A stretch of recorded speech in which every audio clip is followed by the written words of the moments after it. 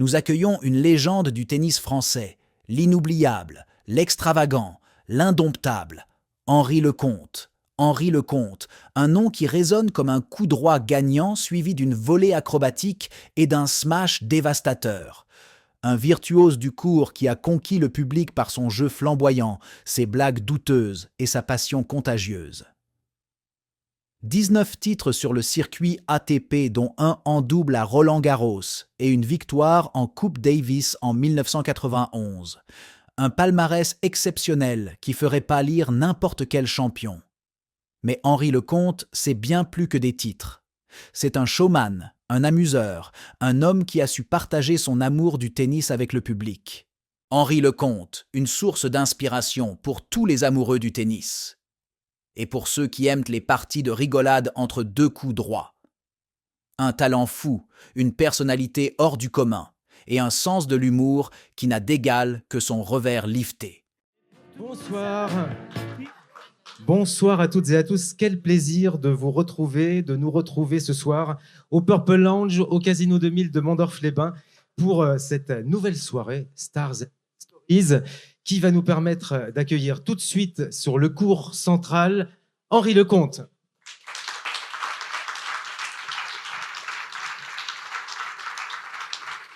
Bienvenue Henri. Nous aurons l'occasion d'en reparler, mais tu es venu en voisin ce soir. Oui, donc, bonsoir à tous. Pas de jet lag. On mange bien ici. Hein. Moi, ce que j'aime, c'est les portions. C'est des vraies portions. Hein, c'est donc voilà. Une cuisine comme tu aimes. Oui, comme j'aime, bien sûr. Absolument. C'est bien amené, hein. Il est fort. On peut l'applaudir, il est très fort. Bravo. Donc, je te présente, tu t'appelles Henri, et alors cette chanson, on ne va pas l'analyser, elle est sortie en 1978. Elle fut un tremplin pour Daniel Balavoine. Comment l'avais-tu accueilli à l'époque? Je suppose que tes amis y ont fait quelquefois référence au moment de la sortie. Alors, comment je l'ai accueilli? Je l'ai très bien accueilli parce que déjà, ça me faisait plaisir, et puis c'était pas du tout pour moi, mais j'ai eu la chance de rencontrer Daniel Balavoine, qui est un personnage extraordinaire, qui a fait énormément de choses, qui a bousculé aussi les codes en France, qui était vraiment la jeunesse qui se mettait en avant vis-à-vis des différentes personnes politiques. Il avait énormément de courage. J'ai eu la chance de le rencontrer et malheureusement, il s'est tué en hélico avec une autre personne qui est Thierry Saby, qui était aussi quelqu'un d'extraordinaire. Donc, et il nous manque, mais à chaque fois qu'on entend ces chansons, surtout pas que celle-ci, ben, ça nous rappelle les bons souvenirs. Et surtout, c'était des chansons avec des chanteurs, et on en parlait un petit peu à table, avec des voix, avec des façons de s'exprimer et engagées, qui sont aussi merveilleuses. Alors, Henri, c'est le prénom de ton grand-père? Henri, oui, le prénom de mon grand-père, qui veut dire fallait assumer. Un grand-père qui était extraordinaire, qui m'a énormément apporté. C'est ce que j'explique dans le livre que j'ai sorti, il s'appelle Balneuf. On va en parler. Oui, non, mais je fais ma petite promo aussi Henri, un petit peu en avant. On aura l'occasion de le citer, Balneuf. C'est au cas où tu l'oublierais. Mais bon. Non, j'ai mémorisé. Non, mais non, je rigole. Mais mon grand-père a été pour moi, et toujours, parce que je pense à lui et je sais qu'il me regarde, était quelqu'un de fort, avec une aisance et surtout une discrétion incroyable. Son rêve, c'était de me voir jouer à la télévision, parce qu'à l'époque, on a commencé noir et blanc, bien sûr, mais il n'y avait pas les télécommandes. C'était encore le RTF. Hein. Ben oui, c'était différent. C'était sa fierté. Donc, à chaque fois, quand je allais le voir le week-end, il me disait « Bon, ça va, mon petit, t'as bien joué ». Et puis, il ne parlait pas beaucoup. Il était très, très introverti. Mais impressionnant. Oui, impressionnant parce qu'il te rassurait. Je ne sais pas, moi, j'avais des grands-parents qui me rassuraient, qui étaient simplement, rien que par le regard, par les émotions qu'ils pouvaient te retransmettre, c'était quelque chose de fort et avec une certaine classe. Ça aussi, je remercie mes parents pour l'éducation qu'ils m'ont apportée et que je transmets aussi à mes enfants. C'est d'abord de respecter les gens, de dire bonjour, au revoir, et n'importe quelle personne. Donc ça, c'est quelque chose, ce sont des valeurs. Et les valeurs, on doit les comprendre. Et je les ai compris assez vite. Et c'est pour ça que je m'en suis... Et elles sont dans Balneuf, dont on va parler tout au long de cette soirée. Tu as eu, alors Henri, c'est ton prénom, mais tu as eu de très nombreux diminutifs, surnoms. Donc il y a Riri, alors je ne dois pas les avoir tous. Hein. Riri, Riton la Foudre. Oui, ça c'était quand j'étais jeune. C'était Riton la Foudre parce que j'étais engagé, je pense, par la NASA. Parce que lorsque je frappais une balle, elle allait plutôt à l'extérieur qu'à l'intérieur. Donc, j'ai appris après à contenir cette cette puissance. Et c'est vrai, c'était Ouais. irritant la foule Alors, parce que il y en a plein. même, je peux vous le dire, hein, même moi, parfois, je ne savais pas ce que je faisais. Je faisais des coups, il fallait que je comprenne. Donc, c'est pour ça que ça mettait un peu plus de temps à pouvoir capter, à pouvoir vraiment avoir le niveau que j'ai pu avoir. Il y a eu aussi, Henri, alors le cimetière. Oui, on m'a appelé cimetière. Et je suis toujours là. Hein. Je Mais ne sais pas si ça pourquoi fait plaisir. Le cimetière. Si, ça fait plaisir. Ça fait plaisir. Ça fait plaisir parce que je faisais peur à tout le monde. On disait, ah, tu joues Henri Lecomte. C'est le cimetière. Ça veut dire que voilà, tu n'es pas sûr de revenir. Et donc, c'était souvent ça. Et oui, mais c'était aussi, on avait tous des diminutifs. Il faut comprendre que Mais dans tous le les joueurs de circuit, tennis avaient un diminutif. oui, on avait tous des noms assez particuliers quand on jouait contre certaines personnes. Et ça faisait aussi une certaine. Ça mettait en place une certaine crainte, une certaine force aussi. Ouais. Le vengeur masqué. Ça, c'est une belle histoire. D'ailleurs, que je ne parle pas dans le livre parce que c'est dans le prochain. On est en train de travailler avec Maya.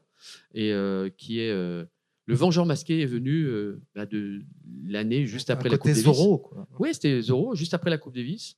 J'accepte l'invitation. Je ne voulais pas jouer Roland Garros. Et puis mon entraîneur physique il me dit bah, écoute, mais non, tu es tellement fort physiquement, vas-y, qu'est-ce que tu as à perdre Attends, tu perds au premier tour, deuxième tour, c'est pas grave. Toi, tu n'étais pas bien au classement. Et puis en fin de compte, je me retrouve, je gagne le premier tour, le deuxième tour, le troisième tour. Et puis c'était Yannick Noah qui commentait les matchs sur France Télévisions à l'époque, sur Antenne 2, pardon, à l'époque, parce que tu ploup, ploup, ploup, manger des pommes.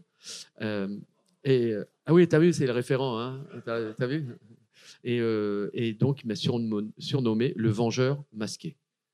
Voilà, et donc c'est pour ça la vengeance de un peu ce qui s'était passé. Et là, on va en reparler tout à l'heure. On va en parler de tout ça. Et puis, il faut dire aussi que Henri, tu n'es pas le premier joueur de tennis Henri à porter ce prénom Henri. Et il y avait une famille qui apparemment avait beaucoup d'humour. C'est Monsieur et Madame Cochet. Donc, Oui. Monsieur et Madame et Cochet ont un fils. Henri Cochet. Henri Cochet.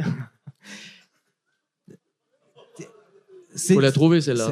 Oui, oui. Donc, on a de l'humour. Ça veut dire qu'on a de l'humour dans le tennis, déjà. Ah non, mais on a surtout beaucoup d'humour dans le tennis. Il faut en avoir. Oui. Parce qu'il faut savoir que les années 70-80, ce n'est pas aujourd'hui. Aujourd'hui, c'est du business. Aujourd'hui, tu es entouré de toute ton équipe. Avant, c'était un partage. C'était des combats. C'est toujours des combats. Ce que je veux dire. Mais il y avait du combat dans les vestiaires. Il y avait des provocations. Il y avait des changements de côté. On se donnait des coups d'épaule. Il y a plein d'anecdotes. Et donc, c'était vraiment comme un combat de boxe. Aujourd'hui, c'est la même chose, mais c'est différent. Il y a beaucoup plus de distance. Avant, il n'y en avait pas. Il y en avait, quand tu te retrouvais devant Borg, McEnroe, Connors, Roscoe Tanner, quand je rentre dans les vestiaires à Wimbledon, que tu es en demi-finale des juniors, que tu es dans le petit vestiaire, et qu'on te dit, vous pouvez aller dans le grand vestiaire. Là, déjà, tu prends ta raquette, tu es comme ça, toi. Tu rentres dans le vestiaire des grands, il se fait « Hello, sir », parce que c'est à Wimbledon.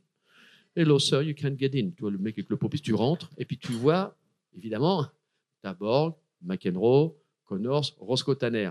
Toi, tu rentres, tu prends tout de suite à gauche le premier banc et tu t'assois comme ça et tu bouges plus et tu les regardes. Hello. Là, il y avait quelque chose, il y avait une sorte de. C'était un respect qui a beaucoup moins aujourd'hui parce qu'on est dans un monde qui est tellement connecté, comme on le voit, c'est fantastique, qui apporte beaucoup de choses, mais qui désinhibe énormément de choses. Donc, il y a du respect, mais c'est plus du tout la même chose. Je pensais que quand tu entrais dans un vestiaire à Wimbledon, on t'offrait d'abord un nice cup of tea. Tu peux avoir le cup of tea ou tu peux avoir strawberry and cream. Tu peux aussi. Tu peux avoir du scramble, tu peux avoir tout avoir. Donc ce fameux Henri Cochet, quand même, c'est pas n'importe qui, oui. ce fameux Henri Cochet. Moi, je ne le connaissais pas très franchement, Henri, mais c'est l'un des mousquetaires, des célèbres et fameux et historiques mousquetaires. Ce sont les mousquetaires qui nous ont tout donné, qui nous ont mis vraiment le tennis au firmament. Ils ont gagné énormément de grands chelems. Je ne peux pas dire combien ils ont gagné, mais c'était les mousquetaires. Et c'était eux qui ont mis en place vraiment ce que nous on rêvait de faire et de gagner, c'était la Coupe Davis, qui malheureusement aujourd'hui est terminée et finie, qui est partie dans une autre direction. Mais c'était le Graal, c'était comme jouer en équipe de France, comme on voit aujourd'hui avec l'Euro. Le maillot, avoir les maillots de jouer pour l'équipe de France, c'était le rêve de tout joueur, et encore aujourd'hui. Donc Henri, tu publies Balle Neuve chez Marabout, et c'est un livre écrit à deux mains, donc en collaboration avec Maya, et préfacé d'ailleurs par un Strasbourgeois de naissance. Bien sûr, je l'ai fait exprès. En région Grand Est, toute proche. Hein.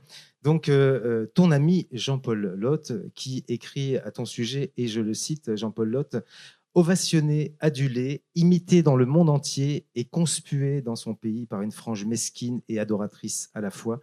Il écrit aussi, Jean-Paul Lotte, quand il parle de ta personnalité, donc une personnalité désarmante de complexité et admirable de simplicité. C'est beau, hein? C'est vrai.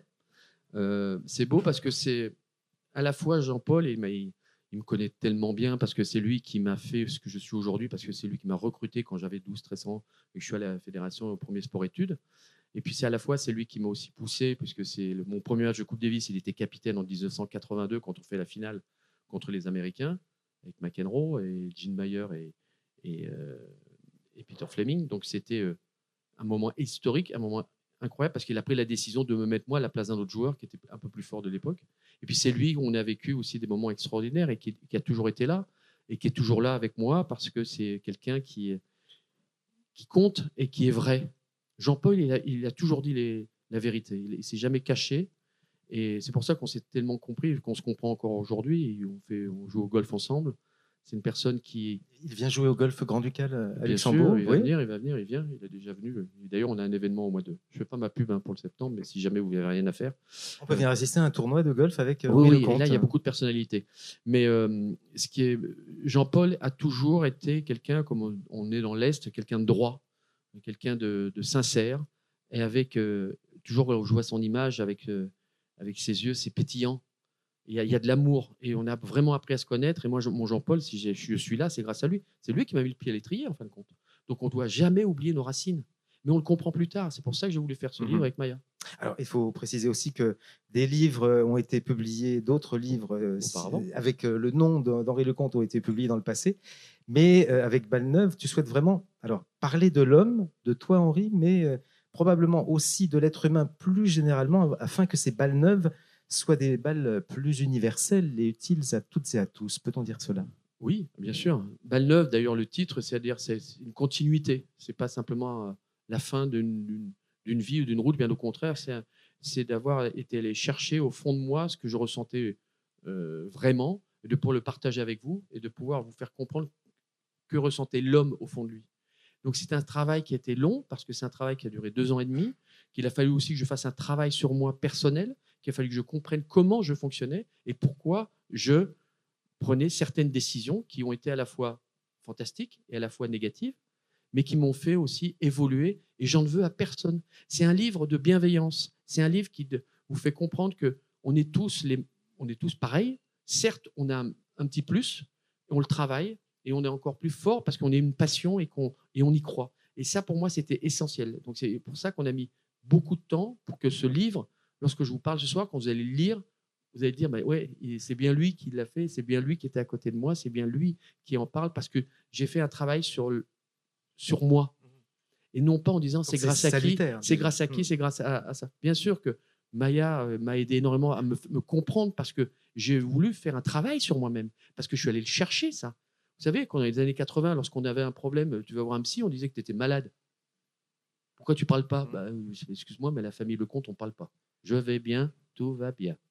C'était comme ça. Il est vrai que tout ça a évolué dans le sport. L'accompagnement des personnes en détresse psychologique dans le sport, ça existe aujourd'hui, probablement beaucoup moins à l'époque. Attendez, mais il n'y a pas que dans le sport, il y en a tous les jours. Mais dans le monde du business, bien sûr. Et c'est important de pouvoir mieux se connaître et de savoir comment on réagit. C'est de gérer ses émotions. On parle beaucoup du mental, le mental, bien sûr. Il faut savoir qu'une chose, c'est que le mental, vous pouvez avoir, regardez, on a un sportif qui était extraordinaire, je dis qui était, parce que le pauvre, il ne comprend plus, c'est Michael Schumacher. Son cerveau ne fonctionne plus, mais son cœur bat. Son cœur bat ses émotions, il doit ressentir certaines choses. Son cœur alimente le cerveau. Mais si ton cœur ne bat plus, tu es mort. Tandis que là, tu peux finir un légume. Donc, et c'est quand même dramatique pour ceux qui sont à côté, et même pour lui, parce qu'il ressent certaines choses, certainement. Mais... et c'est tellement important de pouvoir gérer ses émotions. Et je l'explique dans le livre, en plus. Justement, donc, découvrons la compagnie. Donc, et à Jacob. C'est pas, c'est pas la bonne. On les a tous regardés. Alors, on n'est pas dans le bon sens. Pétain et à Jacob. On n'est pas dans le bon sens du tout. Alors, comme ça. Là, ça va mieux.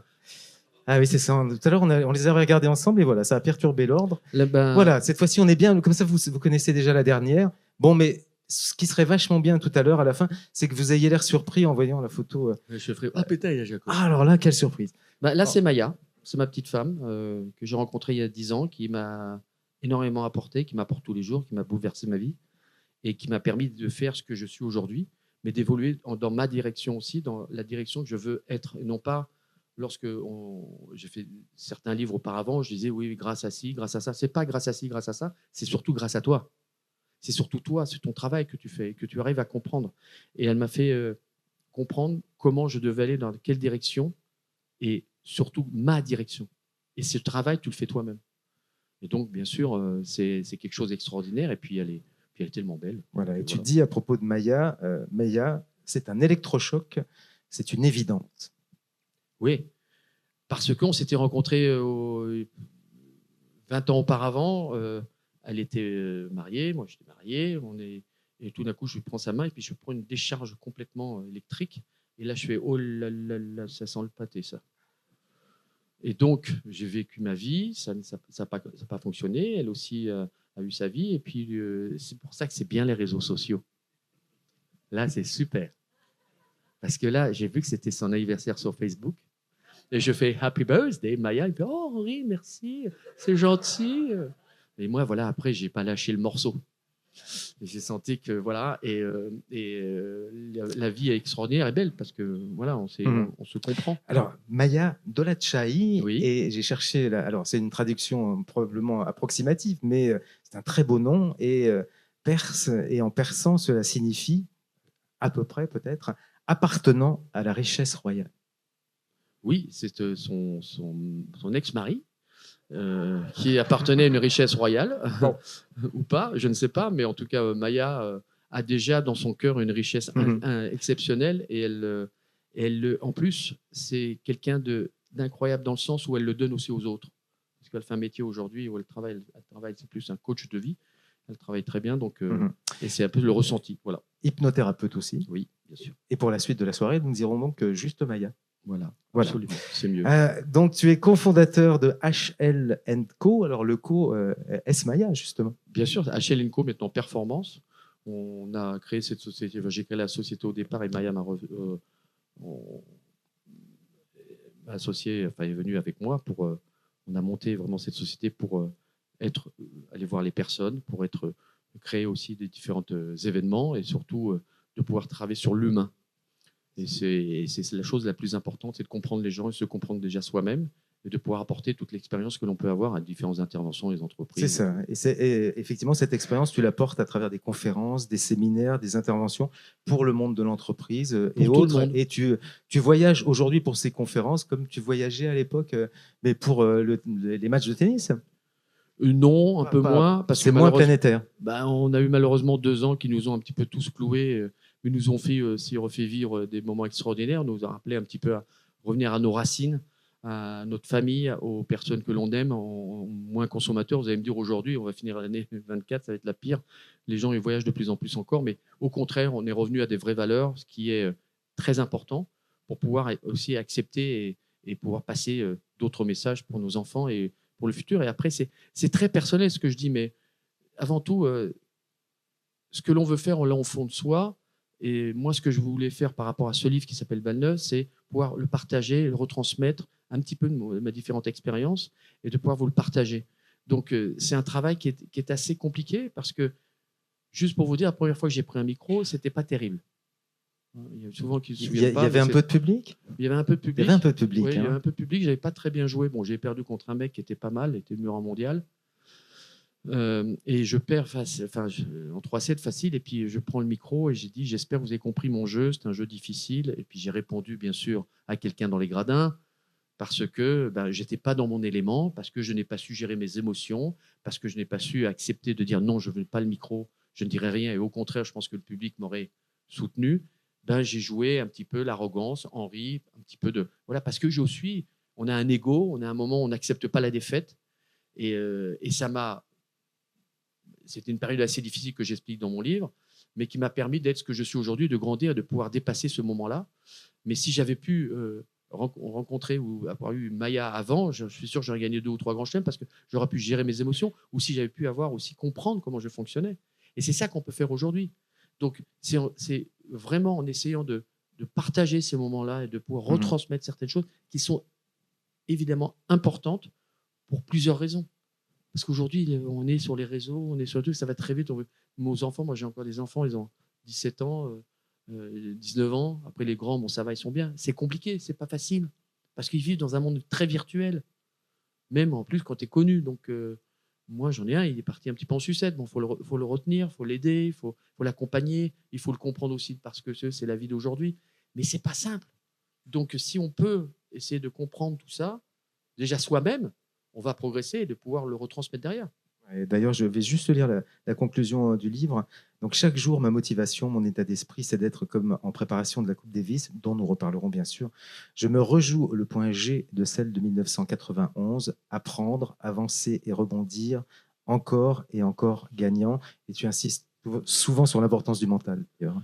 Bah oui, parce que le fait d'avoir perdu en 88 m'a aidé énormément pour 91. Après, j'ai eu aussi les rencontres qu'on va parler encore après, différentes personnes, mais il y en a encore plus dans le livre, qui ont été primordiales, qui ont été essentielles pour comprendre certaines choses que j'ai compris par la suite, parce que c'est des gens extraordinaires. Par exemple, Ayrton Senna, j'ai eu la chance de passer 3 jours avec lui, 3 mois avant qu'il se tue, en essai privé. Il était avec Damon Hill sur Williams, on va au Castellet, et j'ai passé 3 jours avec lui. C'était quelqu'un de très mystique, très intelligent, très drôle, mais qui m'a fait comprendre une chose. Il me dit, écoute Henri, est-ce que tu as déjà connu la zone?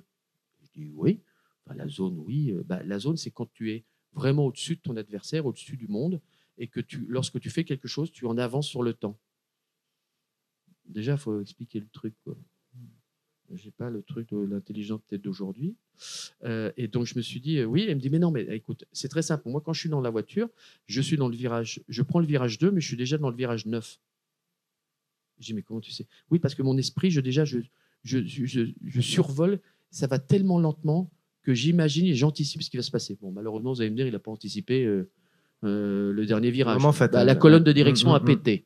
Bon, mais voilà, c'était une zone. Et cette zone, je l'ai connue à plusieurs reprises sur certains matchs, mais je l'ai un peu utilisée après par la suite lorsque j'ai travaillé pour cette finale de 91, qui a été essentielle, qui a été primordiale pour plusieurs raisons, parce que je revenais de nulle part. J'étais en chaise roulante 3 mois auparavant. Ouais, bon, on va en parler aussi. Et là, tu passes dans une autre dimension.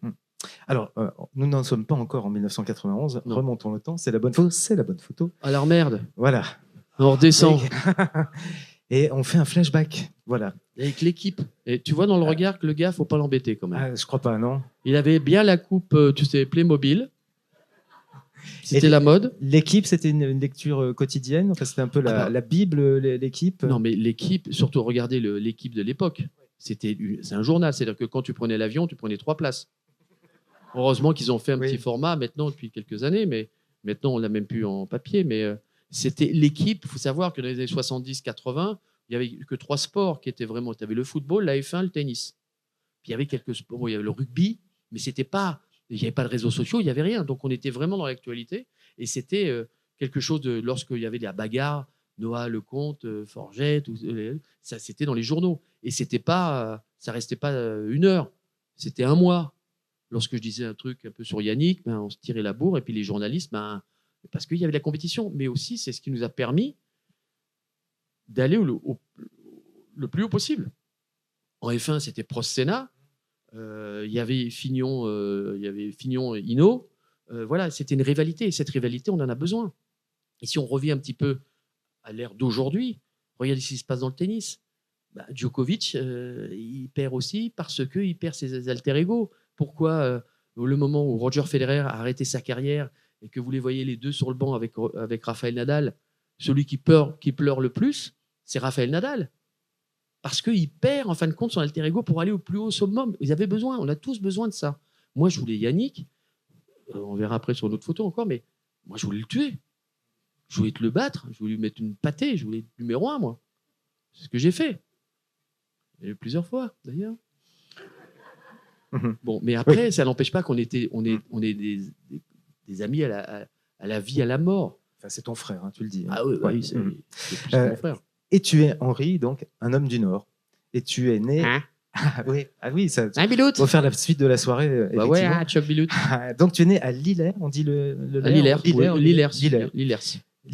donc on est à l'ouest de l'île, près de Béthune. On a la joie de vous annoncer. Et c'est ça. Et donc voilà le faire-part de naissance, donc annoncé par ton frère et tes sœurs leur petit frère Henri le 4 juillet 1963. Voilà, donc le faire-part de naissance. Et tu es né, c'est tout à fait rare, enfin, ça m'est arrivé aussi, et nous sommes deux, mais on va faire un sondage. Tiens, d'ailleurs, une fois que tu l'auras dit, est-ce que d'autres personnes nées... Alors, le 4 juillet, c'est bientôt, hein, d'ailleurs, ton anniversaire, et puis c'est pas une date anodine, le 4 juillet, mais en revanche, tu es né dans le lit de ta maman.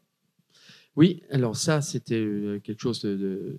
C'était pas possible pour maman qu'elle puisse pas avoir la naissance de son dernier enfant en dehors de dans son lit à la maison. Donc, il faut savoir quand même, dans les années 63, il n'y avait pas l'échographie, c'était moyen. Donc, maman a dit à papa, écoute, c'est maintenant, il faut y aller. Ben non, elle était un mois trop tôt. Donc, elle restait plus d'un mois donc placée. Mais elle voulait vraiment qu'elle ait ses 4 enfants dans le lit. Et d'ailleurs, on est tous nés dans le même lit. Et moi aussi, mais ce n'était pas dans le même, c'était un autre lit. Mais celui de ma maman c'était aussi. le même. Hein. Ouais. Donc, imagine, alors, si on fait à chaque rencontre, on en profite pour faire une enquête, un sondage. D'autres personnes sont-elles nées ailleurs que dans une maternité et nées à la maison? Dans une voiture. Hein. Ou dans une voiture. Dans un avion, ça arrive aussi. Ah ouais, mais là, tu as le billet à vie. Oui, c'est nickel. C'est ça. Donc là, c'est une grande chance. Non, né à la maison. Nous sommes deux. On peut y aller. Nous sommes le club des nés à la maison. Bon, passez une bonne soirée. Ce soir.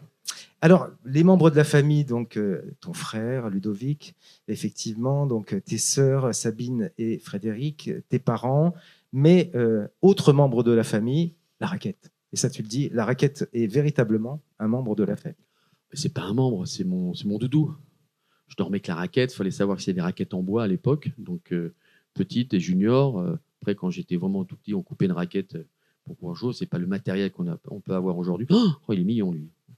Et il y avait une déterminaison, on le voit dans le regard, mais je ne pensais qu'à ça.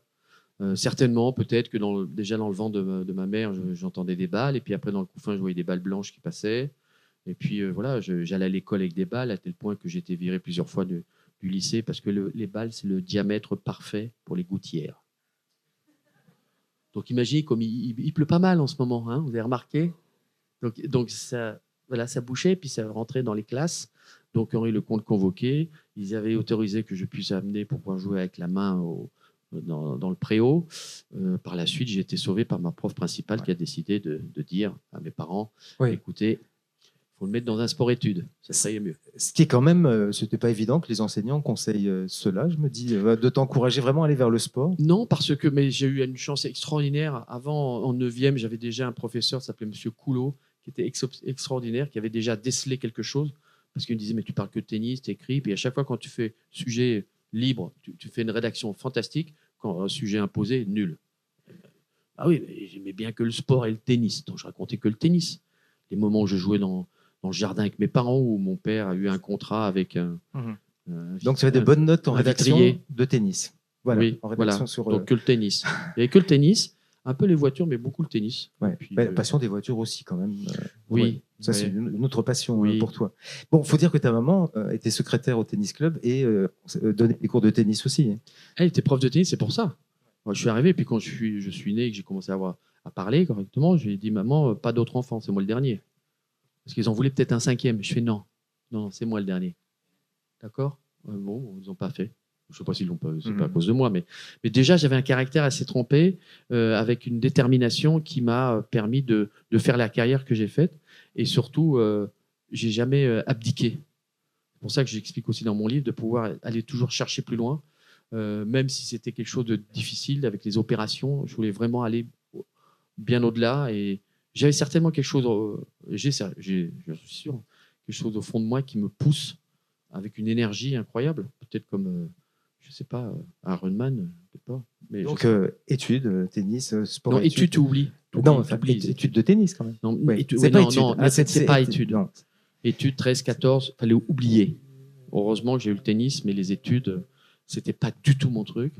Et par la suite, d'ailleurs, je me suis rattrapé parce que j'ai fait aussi des formations, donc c'est pour ça que je suis aussi devant vous et j'arrive à être serein et calme.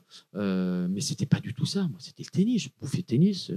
Je dormais avec ma raquette, c'était des balles partout. Mais à chaque fois, tous les matins, j'en prenais une balle neuve. Il faut savoir que ma maman, elle avait des barils persil anti-redéposition. Vous vous souvenez, c'était ça les. Ah oui, c'était vrai. Oui, parce qu'il n'y avait pas de panier de tennis à l'époque. Il n'y avait rien. Les paniers, il fallait les trouver.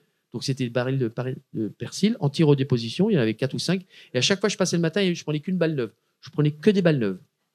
Maman elle me disait, Henri, je me souviens encore, c'est quoi les balles? Non, maman, je n'ai pas pris, c'est pas moi.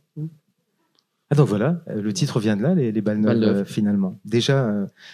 Donc, alors, orientation au collège, sport-études, et puis l'Institut national du sport, de l'expertise, j'ai cherché toutes les lettres, et de la performance, l'INSEP, où tu passeras 3 ans. Puis les premières rencontres importantes, alors il y a Guy Lagache, qui était entraîneur de Vincennes, qui a entendu parler de toi. Lagache, c'est un présentateur. Ah, c'est pas Lagache? C'est l'Arcade, c'est pas grave. Non, bon, ok. Bah, écoute, moi j'avais vu Lagache quelque part. Bon, t'as gaffé. Ah, bah, j'espère qu'il ne nous en voudra pas. Mais non, non, il est plus là. Bon. Et puis... il est mort à 101 ans. Ah, donc c'est bien. Et il faut savoir que monsieur Guy Larcade, paix à son âme. L'Arcade, alors. Guy Larcade, c'était un maître professeur. On avait aussi dans le tennis, à l'époque, comme dans les arts martiaux, des maîtres professeurs. Donc, tu avais des professeurs exceptionnels, puis tu avais les maîtres professeurs qui, eux, vraiment détectaient. Il y a monsieur Guy Larcade qui était un maître professeur qui était incroyable. L'Institut national des sports, je ne sais pas si vous l'avez vu, bien sûr, si on est en période olympique. Depuis, ça a énormément évolué. C'est un endroit exceptionnel pour tout sportif de haut niveau qui vous permet de pouvoir rencontrer les meilleurs sportifs de France et même international et de pouvoir vous entraîner avec eux. De vous entraîner avec eux. C'est-à-dire, ils ont leur propre discipline, mais vous retrouvez, bien sûr, le soir au restaurant, au self, et puis vous partagez votre passion. Donc ça vous permet d'aller encore plus vers l'avant. Malheureusement, la Fédération française de tennis a décidé d'arrêter pour le tennis, qui je pense est une stupidité, parce qu'on mélange un peu les sports et on voit un petit peu ce qui se passe ailleurs. Nous, quand on allait à l'école dans un lycée classique, on arrivait à 9 h, on était déjà crevés, mais ils étaient dans le bus, ceux qui faisaient la natation, ils avaient déjà fait au moins, je sais pas, 2 heures de natation, de 6 h à 8 h. Ils avaient les cours en classe, les mecs, ils dormaient, mais carrément sur la table, comme ça. Mais ils avaient les cheveux, tu sais, un peu comme toi. On a les cheveux un peu blonds, un peu oxygénés. Et nous, on disait, c'était génial, il faut qu'on fasse pareil. Alors eux, évidemment, comme ils disent, mais non, c'est à force d'être dans l'eau, parce que c'est le chlore. Mais eux, ils ont dit, ben non, il faut mettre de l'eau oxygénée. Donc évidemment, tous les crétins, ils ont tous mis de l'eau oxygénée. Donc ils se retrouvaient avec des cheveux un peu. Mais ça, c'est l'expérience extraordinaire de lucidité, de combat, de résilience, de se retrouver avec d'autres sportifs de très très haut niveau. Et ça donne des champions. Alors, on va parler d'autres rencontres, mais aussi rencontre importante qui t'a finalement accompagné toujours, c'est un ami de toujours, c'est Patrice Agelewer. Oui, parce que Patrice Agelewer, il faut savoir, la première fois qu'il est arrivé en France, il s'est retrouvé... Il est né au Maroc. Il est né au Maroc, et il est arrivé en France, c'est le premier club de tennis où il est arrivé, il est venu dans le club où maman était prof de tennis et secrétaire au CO Joinville. Et puis il y a une petite photo que... je ne sais pas si on l'a pas mis, mais où je suis tout petit, j'ai une petite raquette en bois, puis je tourne, puis à chaque fois il fait jouer les enfants, puis il dit mais c'est qui celui-là, le petit gaucher là? Mais il n'arrête pas là. Je viens de le voir jouer, 2 secondes après il rejoue. Moi je resquillais à chaque fois pour pouvoir rejouer encore plus avec lui, et c'est là que je l'ai rencontré. Et puis par la suite, bien sûr, il est rentré à la fédération avec Jean-Paul Lotte. Il a eu aussi, on le sait, le parcours avec Yannick Noah, le fait qu'il ait gagné Roland Garros avec lui. Donc Patrice, bien sûr. Et à 12 ans, Henri, tu as l'ambition d'être parmi les 10 meilleurs joueurs au monde et tu seras 5e. Voilà. J'ai eu l'ambition, oui. Je voulais être dans les 10 meilleurs joueurs du monde. J'ai réalisé mon rêve. J'ai été 5e mondial. C'était un rêve extraordinaire avec... elle est belle celle-là, tiens. La coupe de cheveux. Oh, elle est belle. Magnifique. Mais avec une détermination. Puis il y a surtout une passion. Moi, avant tout, pourquoi je m'en suis sorti, ça je vous le dis vraiment, c'est parce que j'aimais ce que je faisais, parce que je suis un passionné. Je l'ai jamais fait pour l'argent, je l'ai jamais fait parce que je vais gagner autant. Si vraiment je faisais ça, je m'en serais jamais sorti. Pourquoi? Parce que j'ai eu des moments fantastiques, des moments terribles, des moments fantastiques. C'est un électrocardiogramme, ma vie, mais avec toujours une sincérité, une sérénité, où je suis fier de ce que j'ai accompli avec tous les malheurs qui me sont arrivés, en fin de compte. Ouais, c'est un peu les montagnes russes, hein, effectivement. Oui, je vous confirme. On va regarder une vidéo, c'est plutôt une vidéo des débuts. Premier coup d'éclat en juin 1980. Henri a 17 ans, il est opposé à l'Espagnol Alberto Tous en finale des juniors à Roland-Garros. La finale Borg-Gerulaitis vient de se disputer, mais 10 000 personnes restent pour voir l'espoir du tennis français. Ils ne seront pas déçus, le compte fait le spectacle, gagne et entre dans le team Thiriac avec Villas. C'est parti pour ce fou de tennis. J'aime frapper dans une balle, j'aime voir une balle arriver sur moi et jouer avec. J'adore jouer au tennis. Si je ne joue pas au tennis, je joue avec une balle. Il m'est arrivé des fois en rentrant chez moi de dire à ma mère, bon voilà, on m'a dit d'arrêter 4 jours et au bout du lendemain, je fais du mur. Parce que je peux pas, je peux pas. C'est comme si vous enlevez un jouet d'un bébé et qu'il commence à pleurer, et alors on vous le redonne. C'est exactement pareil. Ça confirme ce que tu disais, hein, Henri, il y a quelques minutes, effectivement. Alors, une rencontre importante, Ion Tiriac. Donc, rencontre importante, d'ailleurs... Ouais, là, Oui. vous voyez là, la photo, la discussion qu'il a là. Vous voyez que le doigt, il me dit deux choses. Tu vois, c'est pas ce moment-là. Il me dit, t'as compris, tu vas aller t'entraîner, tu vas faire ci. Et là, je le regarde, on sent que c'est pas la peine de moufter. Mais il y a surtout une période extraordinaire. C'est mon deuxième père. C'est celui qui m'a appris à être ce que je suis aujourd'hui et surtout à souffrir. Au tout début, quand on vous dit tu pars avec Guillermo Vilas, qui est quand même numéro 2 mondial, et on te prend avec nous sous l'aile, et puis sous notre aile, et puis tu vas suivre un peu les entraînements. Donc j'ai parti 4 ans avec lui. Mais à un moment, il vient me voir, il me fait Tora, très bien, attention, tu fumes, tu bois, tu te drogues, je te casse la gueule. Je crois qu'avec lui, mon avis, tu bronches pas. Tu vois, tu dis oui, papa. Ouais. Ah, oui. Mais là, c'est une version un peu édulcorée parce que moi, ce que j'ai noté au niveau de ces mots, c'est pas je te casse la gueule, c'est je te tue. Hein. Oui, je te casse, c'est pareil. Oui. Parce qu'il t'en met une à ton âge, là, quand il est là. Il faut savoir qu'on a vu un film extraordinaire qui est sorti à Cannes, sur la vie d'Ilyna Saz, ça s'appelle Nasty, allez le voir. C'est un très très beau film où on parle vraiment d'Ilyna Saz et d'Ion Tiriac, comment ils ont réussi à modifier le tennis et faire ce qu'il est aujourd'hui. Mais surtout, c'est une personne, un homme avec une classe, une générosité. J'avais déjà une très belle éducation avec mes parents. Je savais me tenir à table, mais il m'a appris à être ce que je suis aujourd'hui. Et lorsque j'ai cet âge-là, que vous voyez sur la photo, il me fait « Toi là, très bien, tu as compris. Tu vas aller voir mon ami Emmanuel Kahn, tu vas prendre 2 costumes, la veste, les chemises, la cravate et les chaussures. Très important pour les sponsors. Remercier, important. Tu as compris ?» Tu dis oui papa, surtout tu files là-bas, tu vas chercher des fringues. Et quand tu es arrivé, voilà. Mais il m'a appris aussi j'avais déjà une éducation, mais il m'a appris vraiment le respect, le travail, le dépassement de soi. Il me dit, moi, entraîner avec toi, j'arrêterai quand tu as des crampes. J'ai jamais eu de crampes. Donc on s'est retrouvés, par exemple, en Australie avec Vilas, jouer 8 heures par jour pendant 1 mois. On mangeait sur le terrain. C'est là que tu apprends à souffrir.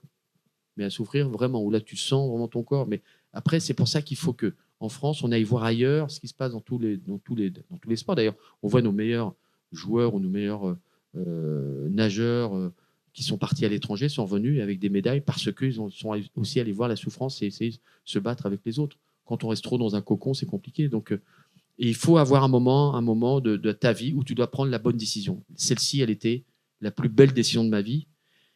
Et dans le livre, vous allez acheter le lire. Je ne peux pas vous dire parce que c'est maman qui, grâce à Maya, qui a réussi à soutirer des mots parce que je n'étais même pas au courant de ce que maman a pu dire à ce moment-là.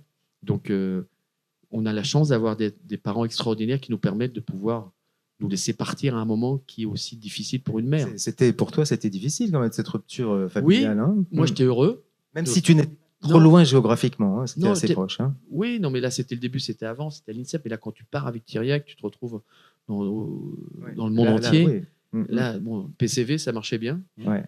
Ça a été bien, mais sinon, après, tu es seul. Donc, mais c'était aussi un moment fantastique avec Guillaume Vilas, qui te prenait comme si c'était son enfant, quoi. Donc, après, c'était compliqué quand j'arrivais au niveau de Vilas, tu vois. Donc, il y avait Tiriac qui disait en finale, ça serait mieux que tu gagnes pas.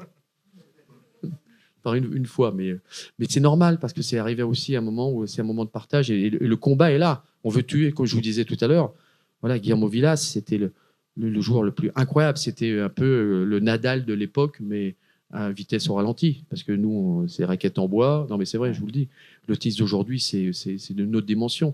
Mais ça n'enlève pas la génération et tous les plus grands sportifs de tous les temps dans n'importe quel domaine. On ne peut pas mettre en rivalité de génération en génération. Ils ont tous marqué l'histoire. Vous voyez un Björn Borg, ce qu'il a fait. Il a gagné Roland Garros, il a gagné Wimbledon 15 jours après.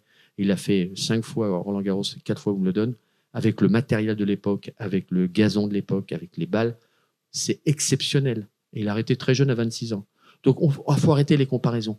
Vous mettez un pilote de F1 dans la voiture d'Ayrton Senna et il fait le tour de Monaco, il ne fait pas le même tour.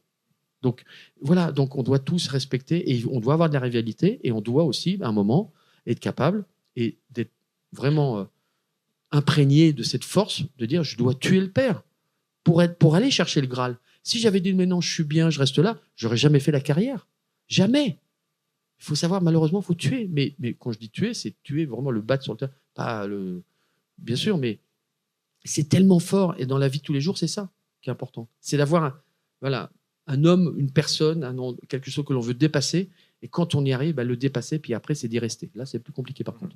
Enfin, ce monsieur Thiriac a remarquablement réussi sa vie. Oui, pas mal. Ouais. Pas mal. J'ai trouvé le classement, c'est pas le classement ATP, c'est Forbes, 1545e fortune mondiale, avec à plus de 2 milliards de dollars aujourd'hui. Il faut savoir que M. Thiriac était quelqu'un déjà de très intelligent et qui avait tout compris tout de suite parce qu'il n'avait pas le niveau pour arriver comme Nastas ou Villas, mais il avait l'intelligence pour pouvoir faire la gestion.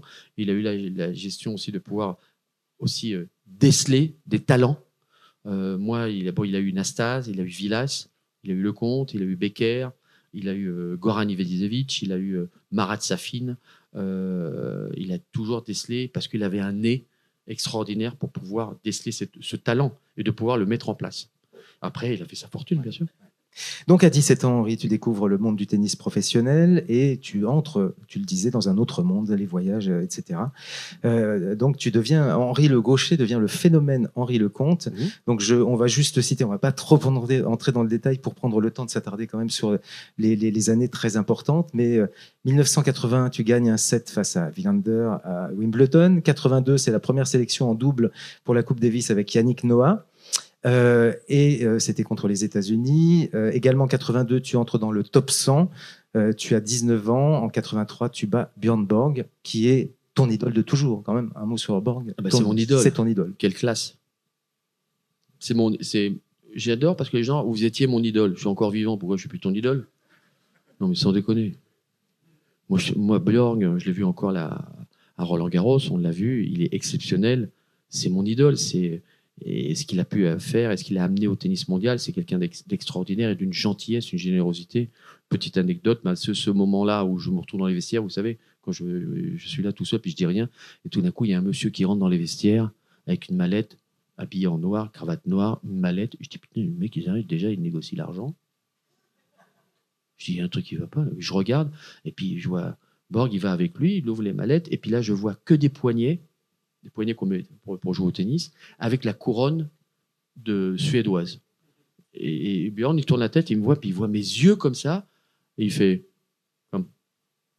me fait, choisis.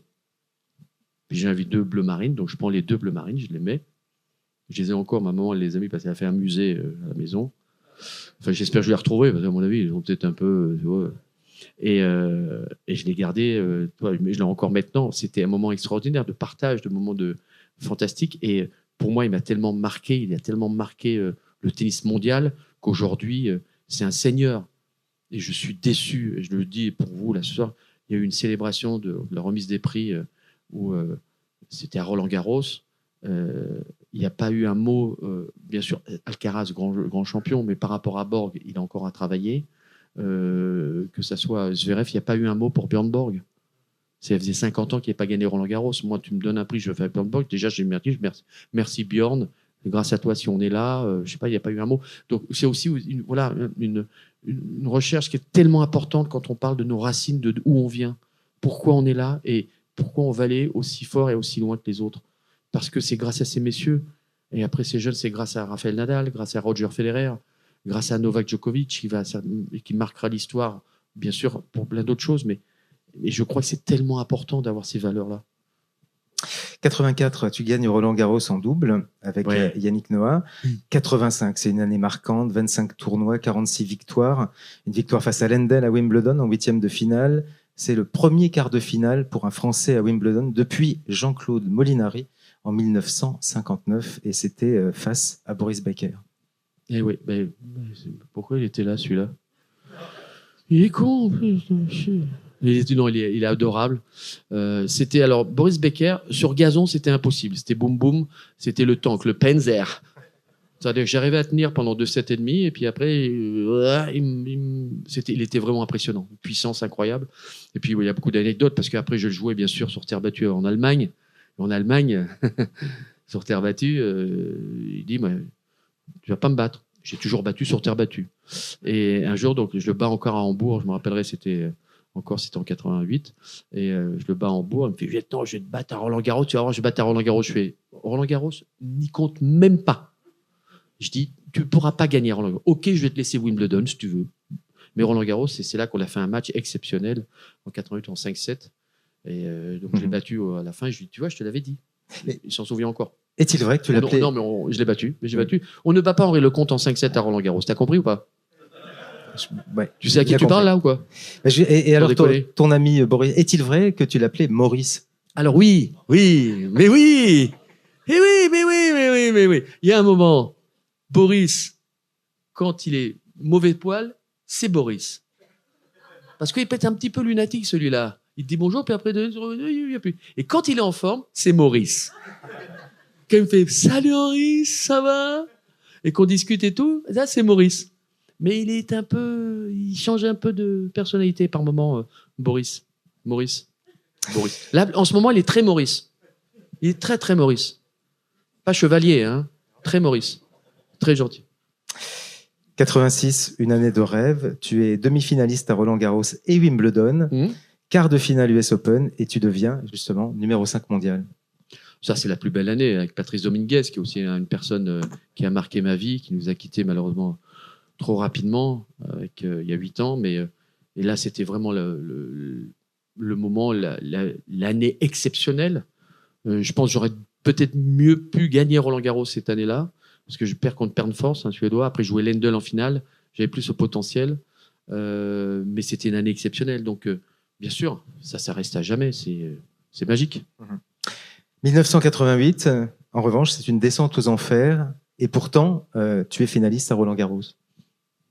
Oui. Donc, tout avait merveilleusement commencé. Oh, il y a Jacques Lang derrière. Oui, Jacques Lang. Putain, il y a Jacques Lang. Tu avais oublié qu'avec J'avais oublié Lang. avec Jacques Lang. Oui, Jacques Lang qui t'applaudit. Non, c'est un moment. Non, faut arrêter de dire que c'est vrai, c'est une année difficile parce que personnellement derrière, il y a eu des choses qui sont enclenchées, mais c'était une année exceptionnelle, un tournoi fantastique où je jouais tellement bien, mais je perds contre le numéro 1 mondial. Il faut savoir que Wilander, il gagne l'Open d'Australie, Roland-Garros, quart de finale à Wimbledon, il gagne l'US Open, il finit numéro 1. Je ne perds pas non plus contre n'importe qui. Donc, il faut relativiser les choses. Mais c'est le discours, c'est après la façon dont tout a tourné dans ma spirale, en fin de compte, qui m'a absorbé dans ce tourbillon incroyable, avec après l'année 80 où je joue à Bercy contre McEnroe au premier tour, où je me fais huer, où tu as 15 000 personnes qui te sifflent, qui te disent rentre chez toi, qu'est-ce que tu fous là? Parce que aussi, c'est des décisions aussi, et les émotions. C'est quand tu prends des décisions, tu dois les assumer, comprendre pourquoi tu as pris cette décision-là. C'est pour ça, c'est ce que j'explique vraiment dans ce livre Balneuf, pour d'accepter. J'en veux à personne. Je veux simplement, il y a parfois des bons choix et des mauvais choix. Il y a eu des belles rencontres avec Thiriac, il y a eu des belles rencontres avec Geloer, belles rencontres avec Patrice Dominguez, des rencontres différentes aussi avec d'autres personnes, mais qui m'ont fait évoluer, qui m'ont fait comprendre pourquoi j'ai pris ces décisions-là. Parce que aussi, je voulais tellement être aimé. Je voulais qu'on m'aime. Je voulais que, voilà, aimez-moi. Mais d'abord, aime-toi toi. C'était ça le problème. Vraiment, c'est ça que je comprends aujourd'hui. C'est ce travail que j'ai fait et qu'on travaille tous les jours et qu'il faut savoir l'accepter. Et c'est ça qui n'est pas facile. Mais si on ne vous explique pas ça, quand vous êtes sportif de haut niveau, déjà, accepte ce que tu es, ce que tu fais. Accepte-toi quand tu te regardes dans le miroir. Ne te cache pas. Et n'arrête pas de dire c'est à cause de l'un ou de l'autre. Non, c'est toi. C'est toi. Si tu vas dans cette direction-là, c'est que indirectement, ça te plaît aussi un petit peu à ce moment-là, parce que tu n'as pas envie de faire l'effort de pouvoir travailler dessus. Donc ça, c'est quelque chose qu'il faut comprendre, ou on le comprend ou on ne le comprend pas. Après, je ne suis pas là pour convaincre tout le monde, mais c'est tellement important et on se sent tellement mieux que voilà. Et 88, par contre, m'a apporté énormément. Oui. Ça m'a fait le rebond. Avancé.